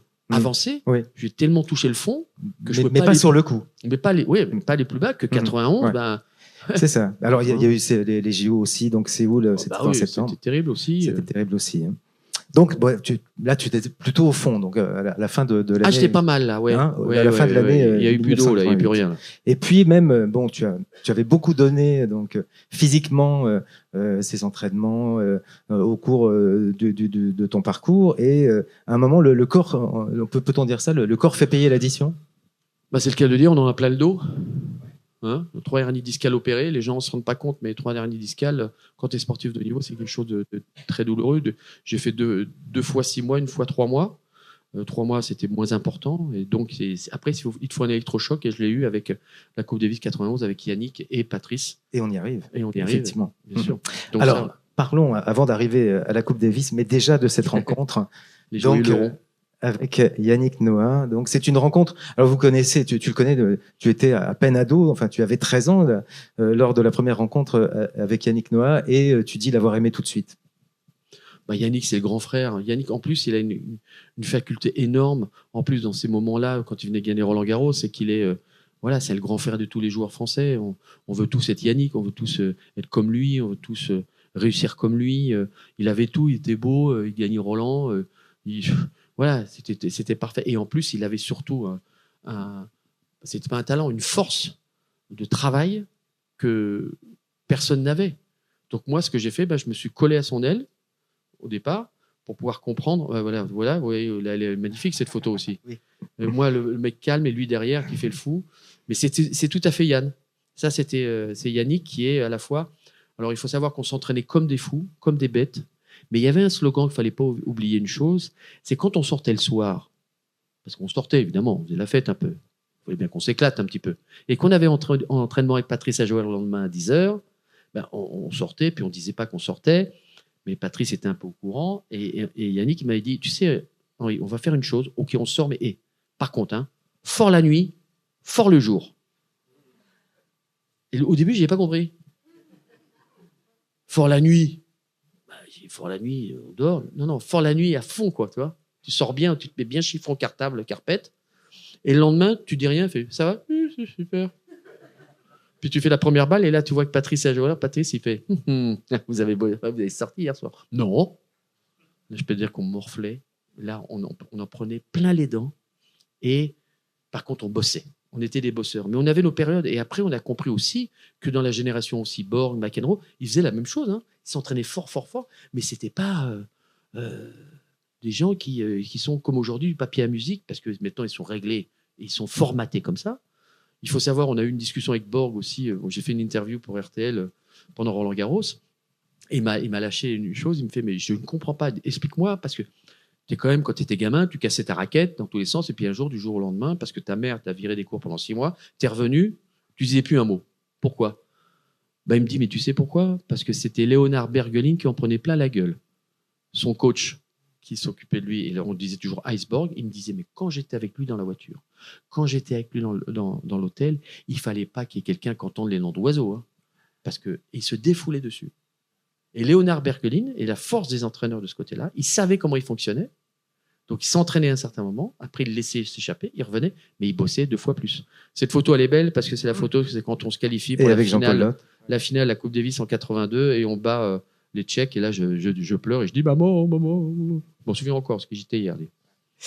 D'ailleurs, à propos de Yannick Noah, tu dis ceci, Henri. Donc, Noah, le dernier à sortir de boîte et le premier au footing. Ah oui, bien sûr, fort la nuit, fort le jour. D'ailleurs, je tiens à vous dire que si on avait pris 1 euro par disque vendu sur Saga Africa, on aurait été bien. Parce qu'on a quand même lancé sa carrière, celui-là. Ouais. Là. Non, mais il faut savoir, parce que Saga Africa, ambiance de la brousse, qui sait qui va acheter un truc pareil, quoi. Non, mais ça déconne. C'est vrai, mais par contre, bravo. C'est lui qui a fait une reconversion exceptionnelle. Allez, on passe à la photo suivante. Effectivement, oui, on y arrive. Voilà, la fameuse 91. Alors, pour revenir à Yannick, il faut savoir que le passage qui est le plus important, c'est celui quand on est à Pau et qu'on se retrouve à l'hôtel Mercure devant la piscine. Et il me convoque avec Patrice Joueur. Il me dit Henri, il faut qu'on te parle. Donc moi, je marchais à peine. J'étais venu encourager les copains. Et moi, dans ma tête, j'étais dit bon, c'est bon, ils vont me convoquer. Ils vont me dire Henri, écoute, voilà, tu peux revenir pour couper les citrons. Mais ça va pas être possible. C'est dans 3 mois, tu seras pas prêt. Et puis ils viennent me voir, me dire Henri, voilà, on voulait te voir parce qu'on va dire qu'on va gagner la Coupe Davis, mais on va la gagner avec toi. Ah, moi je fais bon. Alors tu vas partir à Tréboul-Douarnenez dans le centre de rééducation. C'est pas le 5 étoiles à Biarritz. C'est un truc où tu te retrouves avec tout le monde et tu commences à faire le dauphin avec les trucs, avec le bonnet, avec avec vous tous que j'adore. Non mais sans déconner, j'adore. Et c'est ça qui m'a sauvé d'ailleurs. Je vous le dis sincèrement, ça m'a sauvé. où on est là en train de faire la rééducation du dos, de te retrouver avec tout le monde, avec un mec qui s'est pété la gueule en tracteur, avec un autre qui a renversé un bidule, avec truc. Et le seul sportif de haut niveau, avec peut-être celui qui est tombé de vélo la veille, c'était moi. Et donc j'arrive au centre de rééducation et je pars avec Patrick Chamagne, que j'ai appelé Patrick Champagne, parce qu'il m'a donné tellement de bonheur. Il faut dire que tu aimes le champagne aussi. Oui, ça c'est les bulles. Ça c'est pour après, parce que pas avant, sinon je ne peux plus parler. Et donc j'arrive au centre de rééducation et je me trouve avec une personne qui est extraordinaire, qui s'appelle Monsieur Gilles Solo. Et il voit mes radios, il voit le compte-rendu des médecins, il me fait « Pas gagné, hein ?» Je dis « ça me met le moral dans les chaussettes, là je suis mort. » Il me dit « Par contre, avant qu'on fasse le tour à toute l'équipe, tu vas monter au premier étage, il y a quelqu'un qui t'attend. » Et là, je monte, je vais au premier étage. Et c'est là où il y a tous les paras et les tétraplégiques. Et là, il y a un gamin qui avait 13 ans ou 14 ans à l'époque. Il n'a que la tête qui bouge. Il fait « Henri, comment tu vas ?» Je marchais à peine. Hein. Je marchais tout doucement. Je dis « ça va ? Et toi ?» Il me dit « Moi, t'inquiète pas, j'ai fait le con, j'ai pris la mobilette, là. Je savais pas, j'ai accéléré, puis j'ai pris une voiture. Mais t'inquiète pas, ça va aller. » Il me dit « Tu vas la gagner, la Coupe Davis, hein, pour nous. » J'ai encore un peu l'émotion, là, mais je peux vous dire que à ce moment-là, tu n'as plus mal au dos.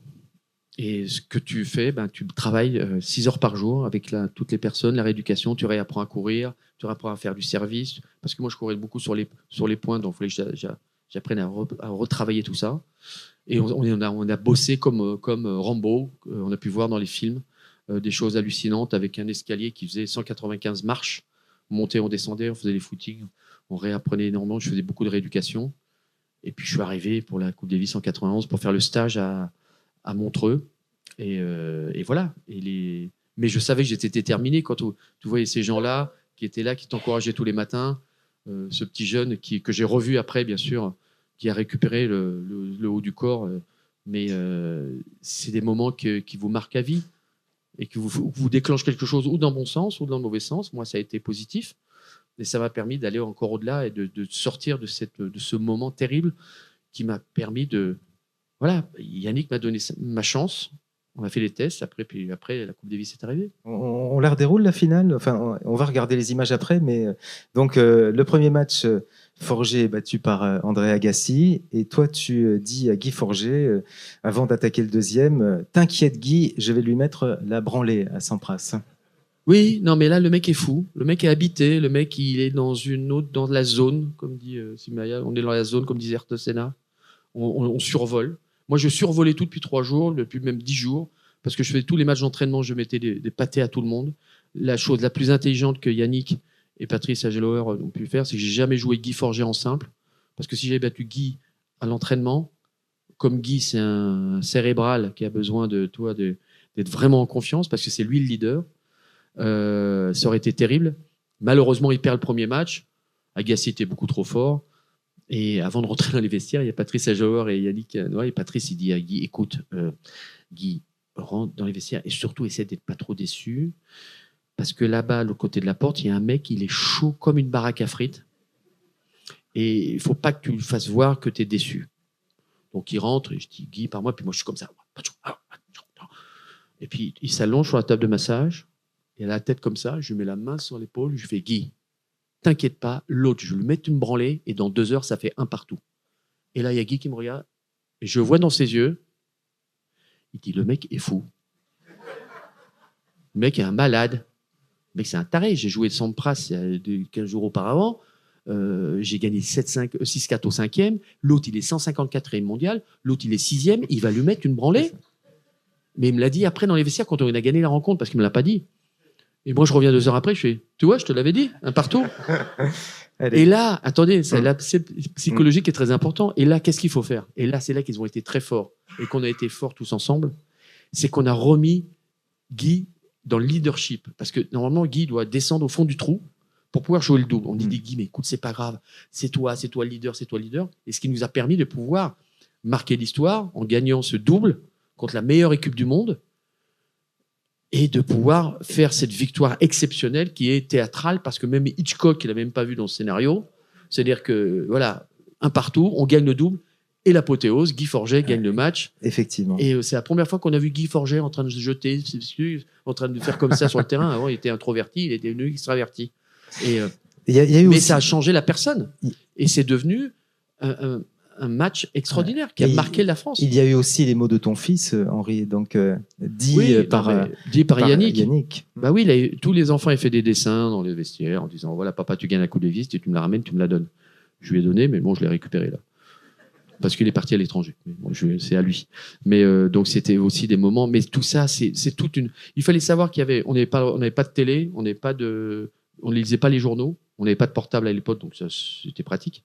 Mais c'était toute une équipe, on a François Geoffrey en bas à droite, et c'était un moment extraordinaire parce que c'est la France qui gagne. Il faut savoir que avant c'était que des sports individuels qui gagnaient. T'avais Prost, t'avais Noah, t'avais Fignon, t'avais Hinault, mais en sport collectif on gagnait jamais, on perdait toujours en finale. On était les French Frogs, comme ils disaient en Angleterre. Et là on a bousculé les codes et ça, en fin de compte, attiré énormément de victoires derrière. Il y a eu les Barjots, il y a eu 98, il y a eu aussi 93 pour ceux qui sont pour l'OM, allez l'OM. Moi, je suis l'OM, excusez-moi. Ils ont été champions d'Europe. Ils ont eu la Champions League, pardon. Donc ça a prononcé quelque chose. Et ça, on n'était pas conscient. Et je vous conseille de regarder, je fais aussi un petit peu ma promo, d'aller sur les pas du lion sur ma chaîne YouTube qui s'appelle Henri Play. Ah, c'est un peu comme Henri Cochet. Hein. Bah oui, C'est- ouais. en réflexion aussi. Oui. Et donc, c'est un documentaire qui s'appelle Sur les pas du lion. Et c'est toute l'équipe on avait fait ça pour les 30 ans de la victoire de la Coupe Davis. On a fait un petit doc qui dure 35 minutes où toutes les personnes comme Jérôme Bianchi, les médecins qui lui ont expliqué comment ils ont ressenti la finale de la Coupe Davis. Ça, c'est beau parce qu'on oublie tout le temps les personnes de l'ombre qui nous permettent d'aller encore plus loin et d'être encore plus fort et d'être ce que l'on est aujourd'hui. C'est toujours facile parce que souvent les coachs, c'est « Ah ouais, on a gagné. » Puis après, ouais, il a perdu. Vous avez souvent entendu ça. Hein, des sports, c'est marrant ça. Hein, jamais on assume. Donc, et c'est important. Si on a gagné, c'est aussi grâce à eux, tout au staff. Et la France n'avait pas gagné depuis 1932, depuis 59 ans. Ben oui. Donc c'est quand même c'était un événement inoubliable. On revoit toujours les images avec beaucoup de plaisir. Ils vont dit, ça y est, c'est gagné. Sur chaque balle, Yannick aura dynamisé, motivé, galvanisé Guy Forget. L'équipe de France renoue avec l'exploit des mousquetaires en 32. Elle remporte le saladier d'argent. Forget est à terre, Noah l'embrasse. Dans le public, tous exultent. Henri Lecomte pleure comme un gamin. Une émotion incroyable emplit le stade. La joie, le bonheur. La petite balle aura frappé très fort cet après-midi dans le cœur du public qui a toujours soutenu ses joueurs.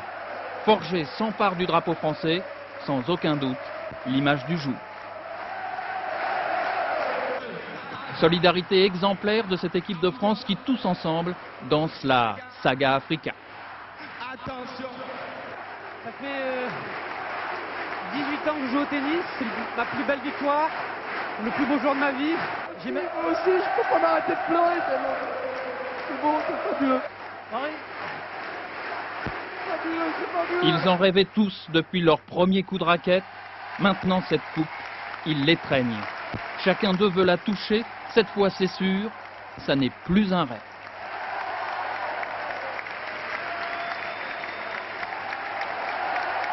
Déception sur le visage de l'équipe américaine, mais fair play. Leur coach ira même jusqu'à féliciter Noah.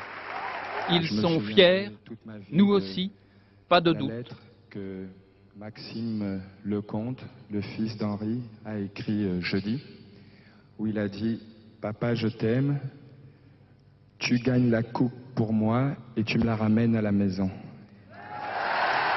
Pas de doute, ce discours de Noah touchera tous les cœurs. L'équipe de France aujourd'hui a rempli son contrat.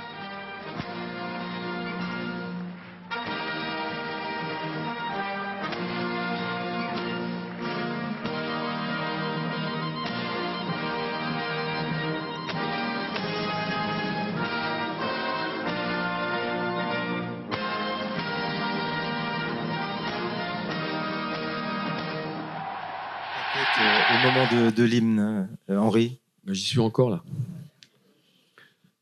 C'est une fierté, c'est quelque chose d'exceptionnel de pouvoir jouer pour son pays, de pouvoir ramener un titre qu'on n'ait pas gagné depuis 59 ans, de pouvoir le partager avec vous tous, de pouvoir le...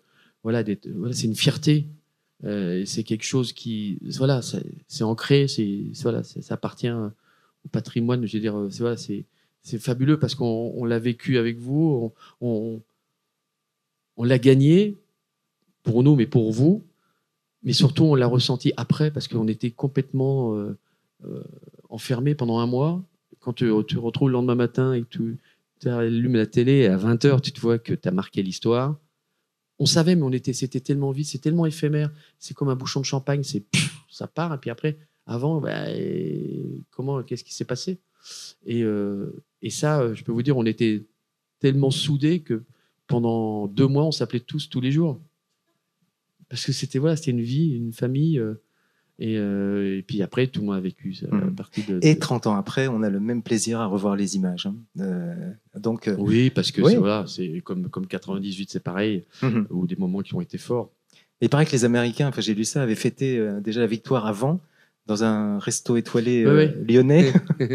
Comme ça, par anticipation. Oui. Ils sont allés manger chez Bocuse. Oui.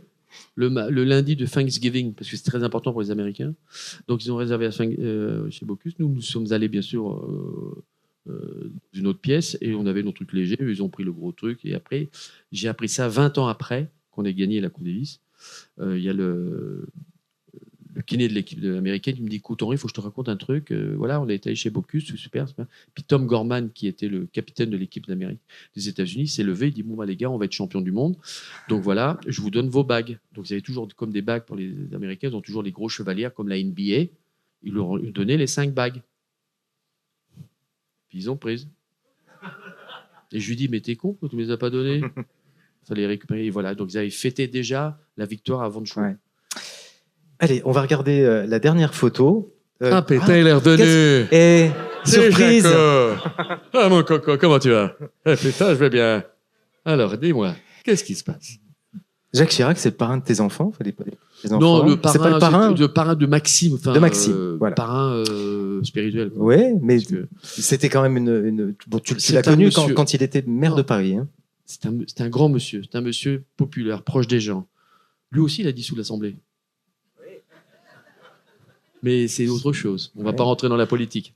Mais c'est un homme, moi je dis toujours, c'est un homme extraordinaire, d'une générosité, d'une gentillesse, proche des gens, passionné, respectueux, fidèle. C'est quelqu'un j'ai eu la chance de le rencontrer très jeune. Je l'ai rencontré dans les années 84-85. Il était maire de Paris. Après, il est devenu Premier ministre. Après, j'ai connu jusqu'à... Bien sûr, lorsqu'il est devenu président de la République, j'ai plusieurs anecdotes, je vais en donner une, elle est magnifique. Mais c'est un homme qui a toujours été d'une gentillesse extrême, qui m'appelait, qui voulait prendre des rendez-vous. Il était rendez-vous, il y avait Jospin, il me fait non, mon coco, tu passes avant. Lionel, je te vois après. C'était quelqu'un d'exceptionnel aussi, comme monsieur aussi, on aurait pu parler aussi, qui est un homme qui me manque tellement. C'est monsieur Jean-Luc Lagardère, qui a été un homme exceptionnel. Mais Jacques Chirac, c'est un autre personnage. Il est comme il est dans la vie politique, comme il est que ce soir, comme je suis avec vous. La même chose. D'une gentillesse un jour, donc je l'appelle et il est devenu président de la République. Et je fais, ne quittez pas, on vous passe la présidence. Alors je fais, allô Jacques? Hello Coco, comment ça va? Je dis, Jacques, c'est bien, je voulais te féliciter. Tu es président de la République. Écoute, tu as 2 minutes, passe me voir. Je passe le voir. Je rentre dans le bureau des ministres, je passe devant les huissiers. C'est les mêmes depuis tous les présidents. Ne vous inquiétez pas, ça n'a pas changé.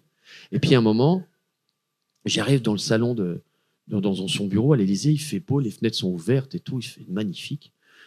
Et puis, je ne le vois pas arriver. Je fais, Jacques, c'est beau ici, c'est bien. Il me fait, tu quoi? Il me fait, oui, mon coco, je suis le taulier, j'ai les clés.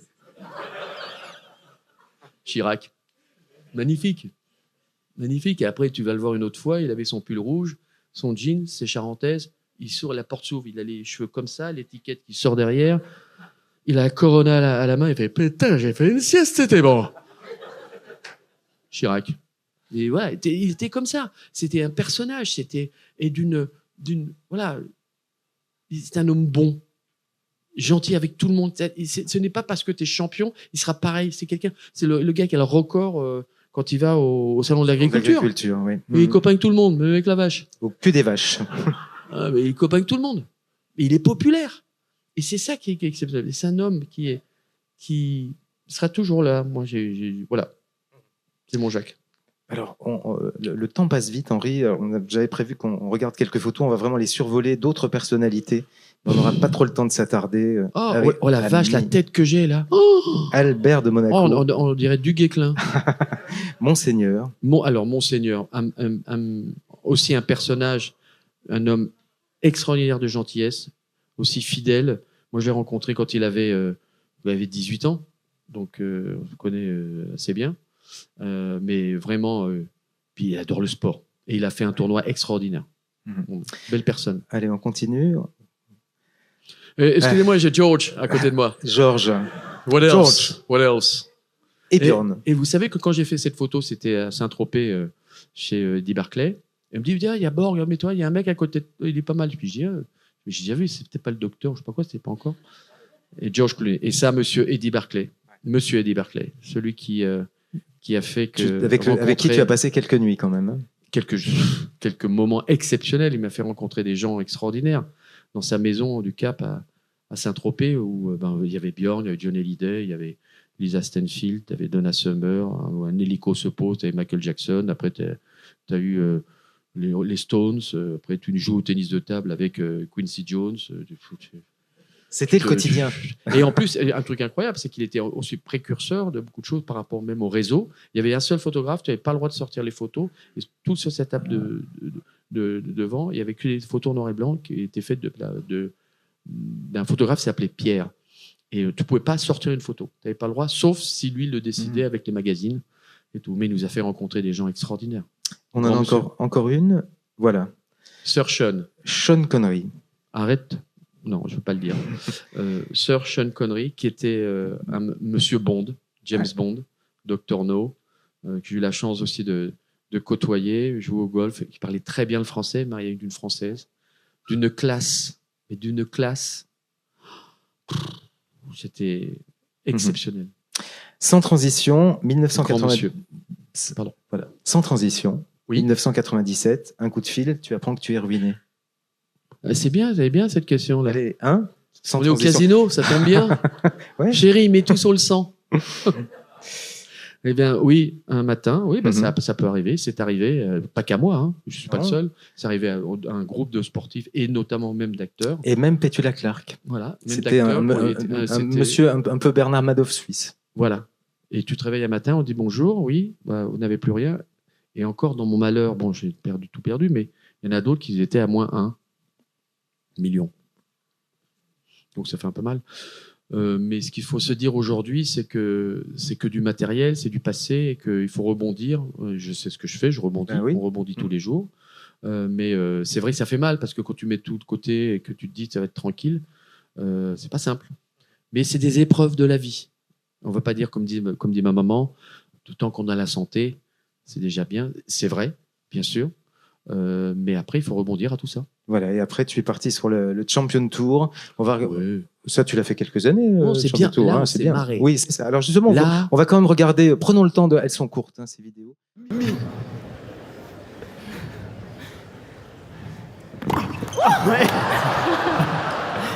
What happened? Double focus. Oh no!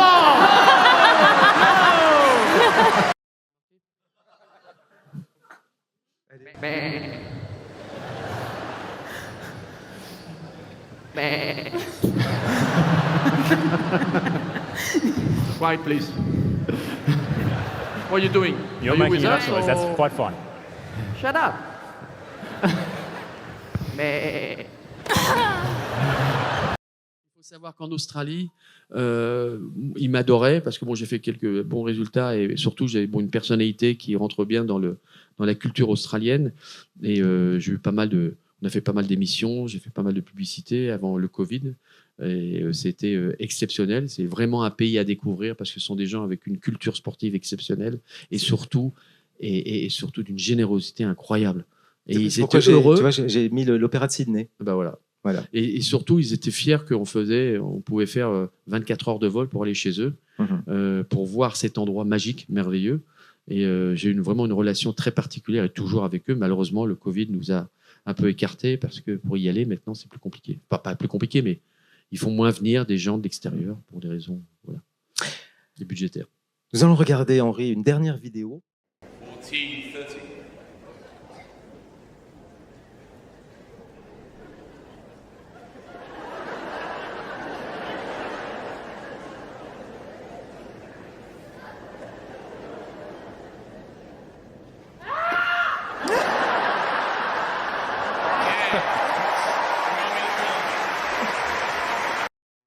Sur le cours central, il y avait un match, c'était une demi-finale, et ça s'est joué très vite, comme c'est arrivé aussi un peu à Roland-Garros.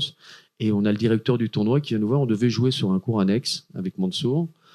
Et il vient nous voir dans les vestiaires. Il fait I'm sorry to bother you. We need to talk to you. J'ai besoin de vous voir. Vous comprenez tous l'anglais, non? Au Luxembourg, oui. Bah oui, c'est pour ça que c'est. Of course. Mais je sais, of course. We are. I'm afraid we're going to change your court. Je fais, oui, pourquoi? You're going to play on center court. Je fais, ouais, super, bonjour. But you have only 49 minutes. Vous avez que 49 minutes à jouer. Je fais, no problem. On a joué 49 minutes. On est sorti et là, il me fait, you are such a gentleman. Thank you. Thank you for coming. Thank you. C'est magnifique. L'Angleterre, ils sont extraordinaires. Ils sont fabuleux. Dernière anecdote. Attends. Ah oui. Un jour, je rejoue sur le cours aussi à Wimbledon et puis je joue un mix, je ne sais plus quoi, ou un double homme. Et puis je demande à l'arbitre, est-ce que tu sais jouer? Il me dit, ouais, je joue pas mal. Puis donc je lui dis, je descends de la chaise et moi je prends la chaise et je commente tous les points. Vous l'avez vu? Elle a fait, je sais pas, 2 millions de vues ou un truc de fou. Et heureusement, le mec, il jouait pas trop mal. Mais moi, après, j'ai réalisé la connerie que j'avais faite. J'ai dit, oh là là là là là là. Je crois que c'est mon dernier match à Wimbledon. Donc, je m'empresse à aller voir le directeur du tournoi et je fais, hello, sir, I'm sorry to bother you. Is it okay what I did on court number 2 today? Il me regarde comme ça dans les yeux, il me fait, it was perfect. Oh, putain. Tu sais, il y a eu un moment, une minute, je dis, il va me sortir un truc comme ça, you're not allowed to do this in Wimbledon. Il fait, non, it was perfect. It was really nice, Henry. Et your accent is very good. It's so British. I know. So British. Indeed. Nous avons donc une dernière vidéo, Henri, un message personnel. Mon cher Henri, le metteur en image me dit qu'il y a peut-être un peu trop de lumière. On n'a jamais trop de lumière, tu le sais bien. La dernière fois qu'on s'est croisés, on a évoqué l'idée de faire un peu de musique ensemble. Tu y repenses? Tu m'appelles. S'il te vient une idée ou une envie, tu m'appelles, je peux pas te le dire autrement. Je t'embrasse. On pourrait dire que la balle est dans son camp. Non. On coupera avant. Non, lui dis pas ça parce que la balle est dans son camp, ça n'a pas toujours été le meilleur moment. C'est un joueur de tennis exceptionnel, Henri. Exceptionnel. Voilà Didier, Barbelivien, place Stanislas à Nancy. Message pour Henri. Ah, et là, je suis ému. Ouais, c'est quelqu'un que je respecte énormément, que j'adore. On a fait une très très belle émission ensemble. C'était sur Europe quand il demande de choisir 5 chansons qui évoquent vraiment ton caractère. Et on a fait une émission extraordinaire. Et puis un jour, je lui dis, écoute, à la fin, je dis, pourquoi tu m'as jamais proposé de faire une chanson? Et voilà, il me dit ça. Alors, je peux vous dire que demain matin, je vais l'appeler. Parce que j'aimerais bien, je chante pas trop mal, donc et on en a parlé. Et c'est quelqu'un qui, mais c'est un génie ce mec-là. Et il adore. Moi, je l'ai rencontré il y a fort longtemps déjà, mais avec tout ce qu'il fait, tout ce qu'il écrit, c'est beau, c'est magique. 2500 chansons. Ouais, je sais. Et bon, on se connaît bien, mais je vais le faire, tiens. Oh, c'est un nouveau challenge. Et voilà. Alors, je reviendrai la prochaine fois, je vous la chanterai. Ça vous va ou pas? Avec un peu de comédie, un peu de one-man show. C'est ça, ouais. J'ai l'impression que j'ai envie de le faire aussi, ça. Henri Lecomte dédicace ses CD à la fin de la rencontre. C'est ce qu'on dira la prochaine fois. Mais le livre, ce sera bientôt. On a le temps peut-être de prendre 2-3 questions. Bien sûr. Questions que vous avez toujours eu envie de poser, Henri. Voilà, première question. On a un micro qui arrive. Il est là. Bonsoir, Monsieur Henry. Donc, Jacques, je viens de la Salut Jacques. Je viens de la frontière Alsaco-Lorraine. Oui. Donc, plusieurs questions. Votre ressenti par rapport à ces places qui sont restées vides tout le long de Roland-Garros, notamment. Oh là là là là. Oui. Voilà, Oui. politique locale. Si vous pouviez nous lâcher un petit mot sur notre, je veux dire, joueur local, Monsieur Hugo Humbert. Bien sûr. Numéro Voilà. 1 français. hein. Et pour rassurer mon épouse, pouvez-vous confirmer que si je me mets à comme j'aime, je ne ronfle plus? Merci. Alors, je ne veux pas vous promettre que vous allez plus ronfler. Déjà, vous allez être beaucoup mieux, ça c'est clair. Et surtout, quand vous faites ou décidez de faire un régime, que ça soit comme j'aime ou un autre, c'est vous qui le décidez. Oui, j'en suis bien. Il faut s'y tenir. Mais ça fonctionne. Moi, j'ai perdu 16. C'est bien. Mais ça oui, en 3 mois et demi. Mais bon, mais là, parce que ça ne m'a pas empêché Non, de mais on a vu manger par rapport aux vidéos que, manger par effectivement, rapport- que ça marchait. Mais après, ça, un régime, ça marche. C'est vous qui le décidez. Non, mais ça fonctionne. c'était la petite plaisanterie. Oui, mais je sais. voilà. Mais après, tu vas plus Mais ronfler, t'inquiète pas. Revenons sur Mais je Roland m'en Garros. fous des autres questions, moi. C'est non. le mec qui n'a rien compris. tu sais. Alors, pour revenir en arrière, Hugo Humbert, potentiel énorme. Oui. Des capacités, je pense qu'il a vraiment évolué. Il a eu malheureusement, là c'est toujours pareil, c'est qu'il a évolué dans son jeu avec Jérémy Chardy qui était très très bien, mais il doit aller encore plus de l'avant. Il doit aller être plus agressif et il doit surtout avoir un peu plus confiance en lui et travailler son esprit et ses émotions. On ne va pas dire mental, parce que j'en ai marre de parler du mental. C'est qu'il doit faire vraiment l'effort et d'aller voir aussi ailleurs, s'entraîner ailleurs et de se faire violence. Parce que le problème d'arriver dans les 15, c'est bien, il faut y rester. Et surtout, la chose la plus importante, est-ce qu'il veut être dans les 10? Est-ce qu'il veut être dans les 5? C'est lui. Ah oui, mais ça c'est... Voilà. Alors, on peut dire beaucoup de choses. Moi, je voulais être 10, 5, j'aurais voulu être dans les 2, 1, gagner un grand chelem, bien sûr, j'étais pas loin. Mais après, c'est toi ce que tu veux au fond de toi, au fond de ton cœur. C'est ta propre décision. Après, c'est de l'investissement. Il faut savoir une chose, tu sèmes, tu vas récolter ce que tu sèmes. Si tu travailles pas, si tu dis ouais mais non c'est trop dur, tu vas pas aller plus loin. Donc après c'est vraiment c'est un projet, c'est une détermination que tu peux avoir.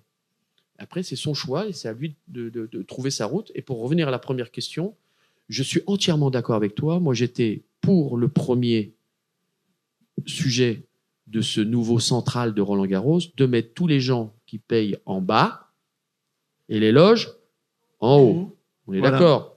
C'est les loges qui font tout le tour. Oui. D'accord. Comme dans tous les autres. Oui, vous pouvez applaudir, merci. Ah, bien sûr. Moi, président, le mec, ça, il a craqué. Ça. Le mec, il a craqué. Moi, président, je ferai. Non, c'est pas Amélie. Amélie, elle fait un travail extraordinaire. Elle fait du bon travail. Elle fait un travail qu'elle doit faire. Elle doit aussi gérer par rapport à la. Là, je vous fais pas un discours politique. Je vous fais un discours par rapport à aussi les droits télé. Le reproche, vous l'avez certainement lu, parce que je fais des lettres sur LinkedIn aussi en disant le grand reproche que je lui ai dit, c'est pourquoi on n'a pas eu un match féminin en nocturne.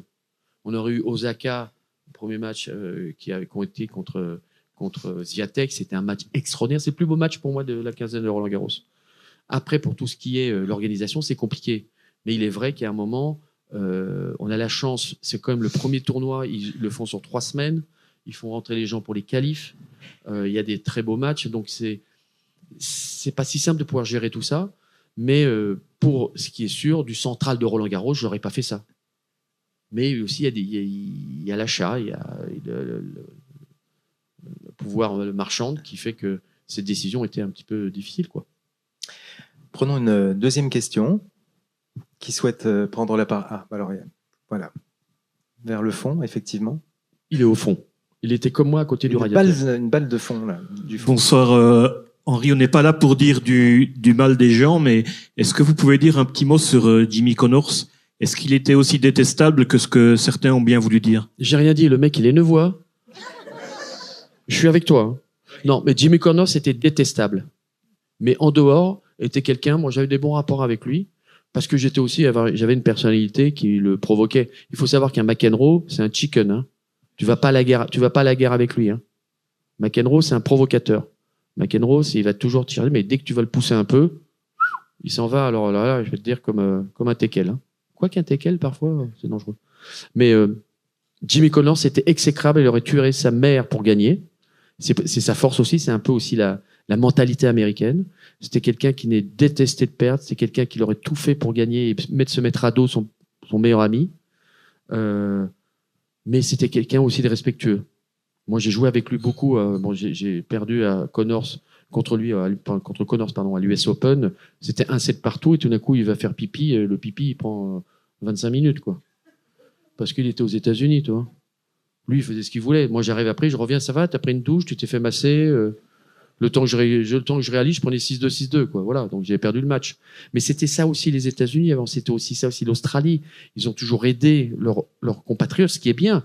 Nous, en France, on n'aide pas assez, même parfois, nos joueurs français. On lui demande, tiens, je suis crevé, tu peux mettre mardi, on va te mettre lundi, premier match.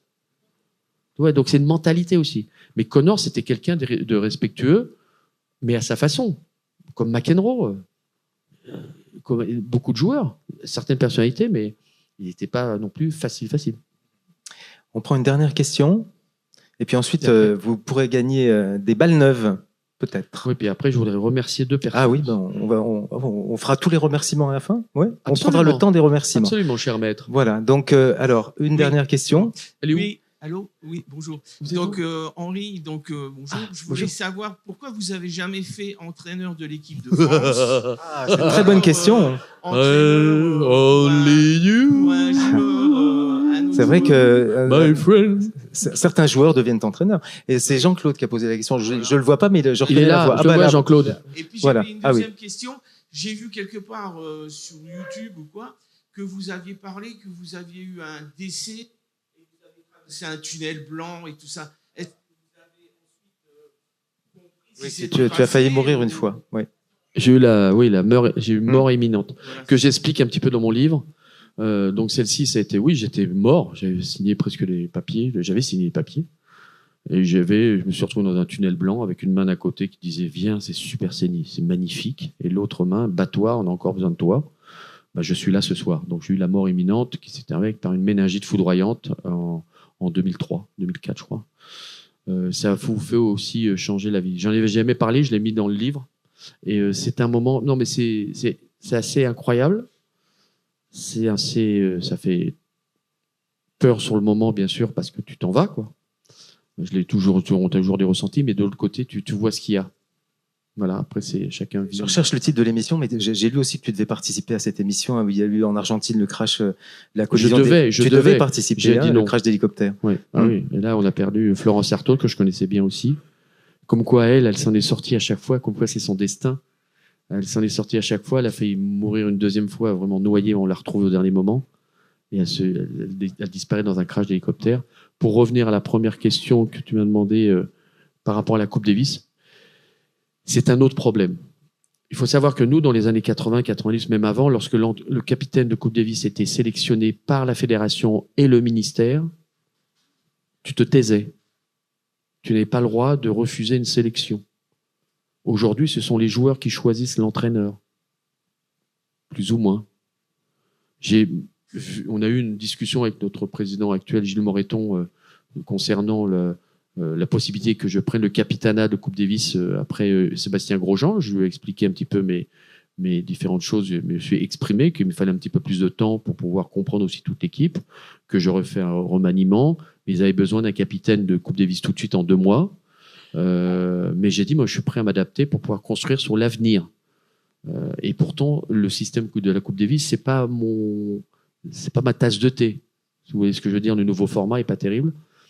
Ils ont pris la décision de prendre Paul-Henri Mathieu comme capitaine. Pour l'instant, ça fonctionne pas bien.